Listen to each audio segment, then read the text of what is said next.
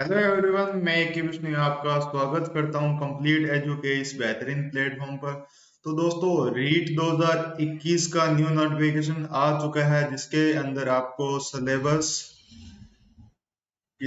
के अंदर क्या कुछ चेंज किया गया है और मिनिमम मार्क्स कि आपके कितने मिनिमम मार्क्स होंगे तो आपका सिलेक्शन कंफर्म होगा। तो सबसे पहले हम मेन पॉइंट देख लेते हैं कि कब से ये एग्जाम फॉर्म फिल होना स्टार्ट होगा। तो 11 जनवरी 2021 से 8 फरवरी 2021 मध्य रात्रि 12 बजे तक यह फॉर्म फिल होंगे। और जो ऑफलाइन चलान की जो तिथि है वो 11 जनवरी 2021 से 4 फरवरी 2021 तक रहेगी। वेबसाइट पर आपको जो एडमिट कार्ड आपको 14 अप्रैल 2021 को प्राप्त हो जाएंगे। और जैसे कि हमें हमारे शिक्षा मंत्री जी ने बताया है कि 25 अप्रैल 2021 रविवार को यह एग्जाम होगा। तो रीट लेवल सेकंड का जो एग्जाम है वह सुबह 10 बजे से 12:30 बजे तक होगा। और रीट लेवल फर्स्ट का जो एग्जाम है वह 2:30 बजे से 5 बजे तक होगा। यह एग्जाम माध्यमिक शिक्षा बोर्ड राजस्थान के द्वारा कंडक्ट करवाया जाएगा। इसके बाद वे अपने देख लेते हैं कि जो परीक्षा शुल्क है वो 550 से 750 रुपए है। वो अपने लेवल के अकॉर्डिंग आप देख सकते हो। पॉइंट नंबर 3 जो कि काफी इंपॉर्टेंट रहने वाला है जो रीट की तैयारी कर रहे हैं। तो बैठने के लिए रीट के एग्जाम में बैठने के लिए न्यूनतम कितने शैक्षणिक योग्यता चाहिए कि आपकी जो ग्रेजुएशन है या 12th है 10th है उसके अंदर आपको कितने मिनिमम मार्क्स चाहिए। तो आपको अगर आप लेवल फर्स्ट के लिए तैयारी कर रहे हो तो आपको 12th क्लास के अंदर 50 मार्क्स और 2 वर्ष की आपके पास डिप्लोमा होना चाहिए, जिसे हम राजस्थान में उस डिप्लोमा को कहते हैं BSTC। इसके बाद में अगर हम बात करें कि आपने बीएड कर रखा है तो भी आपको 50% मिनिमम चाहिए। और बीए और बीएड अगर आपने एक साथ किया है 4 वर्षीय बीए बीएड का या ग्रेजुएशन प्लस बीएड का डिप्लोमा किया है तो आपके पास उसकी भी मार्कशीट होनी अनिवार्य है। अब बात करते हैं लेवल सेकंड की। तो लेवल सेकंड के लिए आपको 2 वर्षीय डिप्लोमा बीएड का चाहिए, 10 12वीं के अंदर स्नातक ग्रेजुएशन और बीएड के अंदर आपको 50% मिनिमम मार्क्स चाहिए। इसके बाद में हम बात करते हैं कि जो दिनांक 13 नवंबर 2019 को एनसीटी ने चेंजेस किए हैं, उन्होंने एनसीटी ने जो नोटिफिकेशन जारी किया है तो उसमें क्या संशोधन किया है। तो उन्होंने कम से कम 50% अंक ग्रेजुएशन और बीएड के अंदर मांगे हैं। लेकिन शर्त यह है कि स्नातक सतर पर अंकों के न्यूनतम प्रतिशत की शर्त उन पदाधिकारियों के मामले में लागू नहीं होगी जिन्होंने शिक्षा में स्नातन और प्राथमिक शिक्षा में स्नातन तथा समतुल्य पाठ्यक्रम 29 जुलाई 2011 से पहले दाखिला ले लिया है। यानी कि अगर आपने ग्रेजुएशन या बीएड किया है 2011 से पहले, 29 जुलाई 2011 से पहले आपने इसके अंदर एडमिशन ले लिया है तो आप पर यह कंडीशन लागू नहीं होती।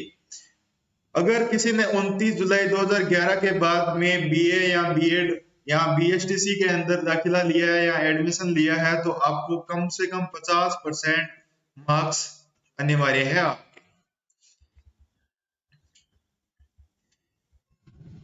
इसके बाद में अगर हम बात करते हैं कि एग्जाम सिलेबस क्या क्या दिया गया है तो आपके 150 नंबर का पेपर आएगा और 2.5 घंटे का आपको टाइम दिया जाएगा।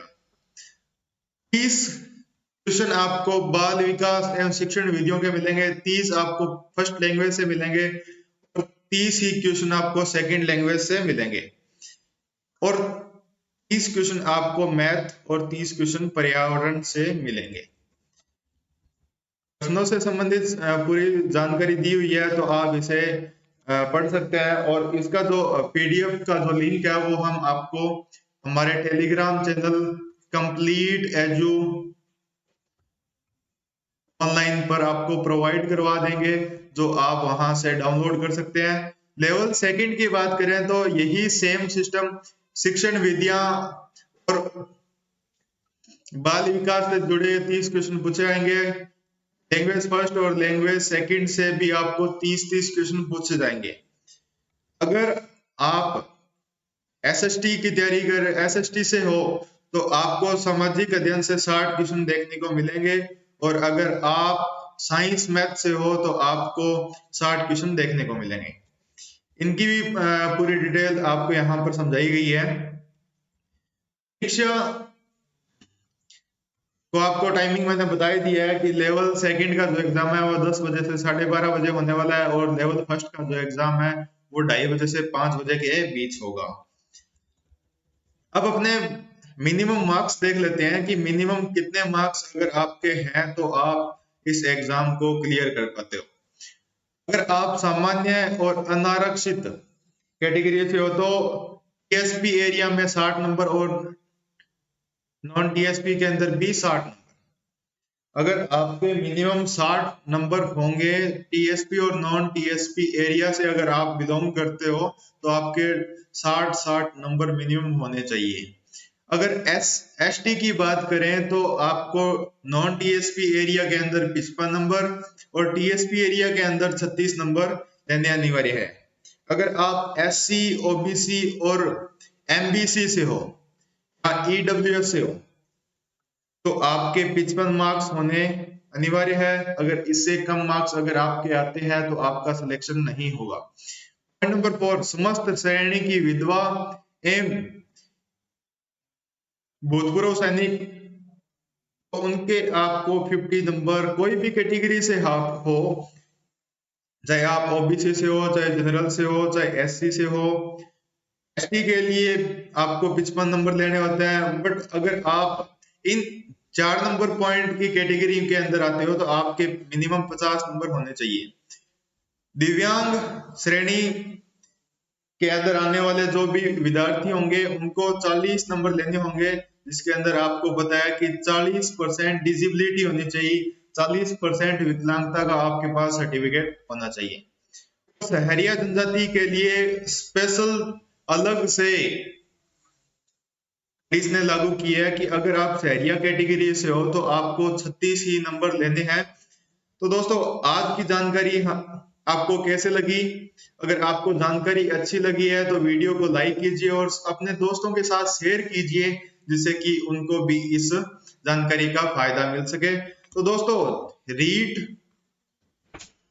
लेवल फर्स्ट और लेवल सेकंड एसएसटी और मैथ साइंस से अगर आप हो तो उन सिलेबस के अंदर क्या कुछ चेंजेस किए गए हैं, चेंज क्या किया गया है, उस पर हम जल्द ही वीडियो लेकर आने वाले हैं। हमारे साथ बने रहें। तो दोस्तों अभी के लिए इतना ही, धन्यवाद।